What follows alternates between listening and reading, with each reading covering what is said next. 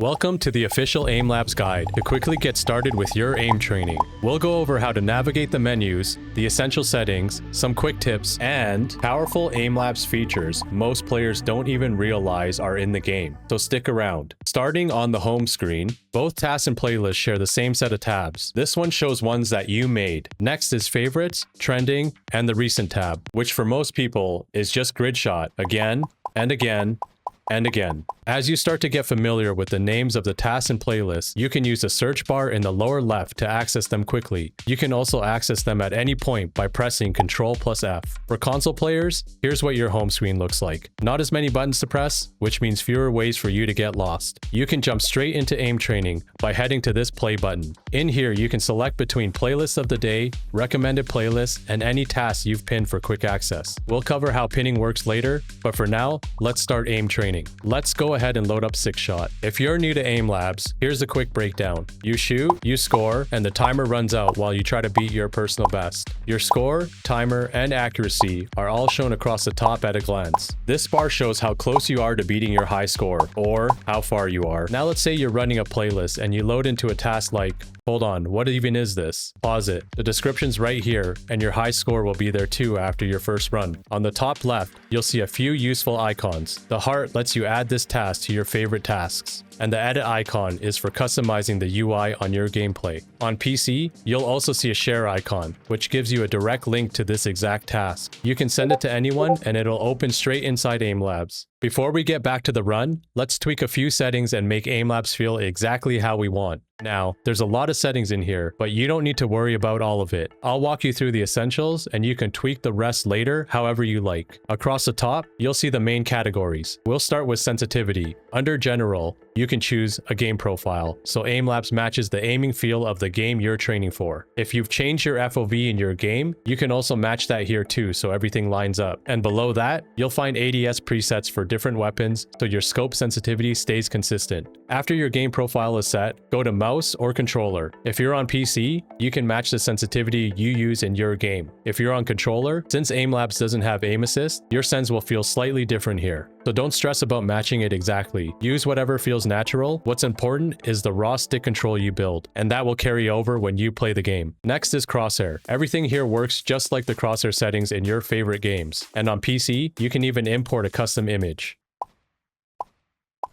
If you want to edit your target's appearance, it's all here under the Targets tab. Moving on to audio. The volume sliders are very straightforward. What's more interesting is the custom sound section. By default, kill and spawn sounds are off, but turning them on can help. For example, turning on kill sound can help on target switching tasks. The additional kill confirmation tells you exactly when you need to snap to the next target, just like in-game.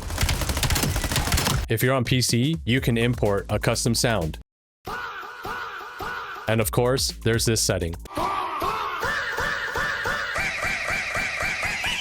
And for the graphics tab, you'll see your usual display and effects settings. Nothing out of the ordinary here. On the other hand, the visuals tab controls how the game looks. You can pick from presets or customize everything yourself. And once you're happy with the look, you can save it as a file or a theme code, so you can share it with anyone, and they can load it up instantly.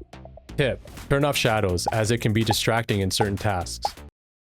Now in the Game tab, you'll find the gameplay related settings, and there are a few worth adjusting. If your attention span is fighting for its life at the start of a task, you can enable skip, click to begin, and change the countdown duration here. Lastly, skins. If you like switching up the look of your weapon, or literally your skin, you can do that in this tab. Now that we're all set up, let's get back into training.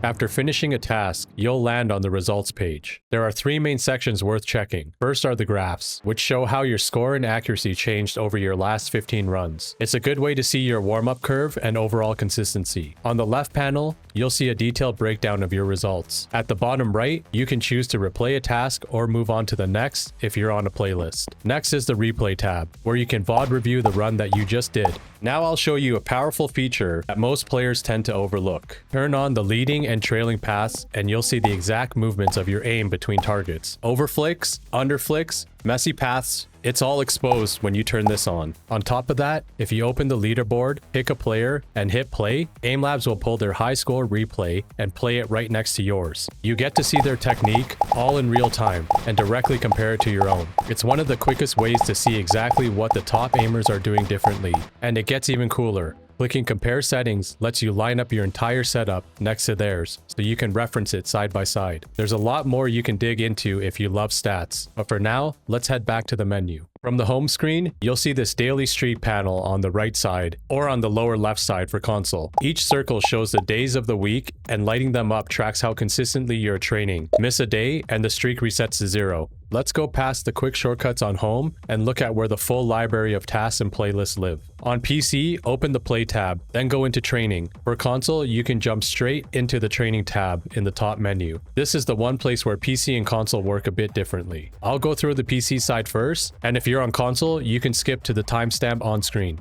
Inside Training, this sidebar is how you browse the full library. Under My Collection, you've got your own stuff. There's tasks and playlists that you've interacted with. Under Game Specific, you'll see folders for Valorant, CS2, and other supported titles. Each one has scenarios built around the aiming skills that matter most for that specific game. For the Skills collection, it sorts everything by specific aiming skills such as flicking, tracking, speed, and more. Use this when you want to isolate a weakness. Once you have selected a task or playlist, you can see more details here on the right side.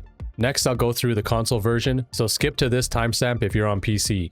On console, training is basically in one long page you scroll through where each row is a category. There's your favorites, recently played, featured tasks and playlists, game specific, and skill specific for isolating an aiming skill weakness. You can also use the filter tags along the top to show only a specific category, or hit search if you already know what you're looking for. If you find a drill you really like, you can do two things to make it accessible all the time. First is by pressing square to add it to your favorites, which puts it in the top row of this page. And if it is something you run all the time, press L3 to pin it, so it shows up under the big play button in the home screen. Next up is benchmarks. You can think of this as Aimlabs ranked mode. You do your placements, get a rank, and if you want to sweat it out, you can grind the leaderboards. Benchmarks slice your aim into core skills and then into smaller sub-skills, each with its own score. It gives you a clear snapshot of your strengths and weak spots, so you know what to focus on when you go back to training your aim. That's pretty much everything you need to get comfortable in Aimlabs. If you have questions, drop them in the comments and subscribe if you want to see more aim training videos from us.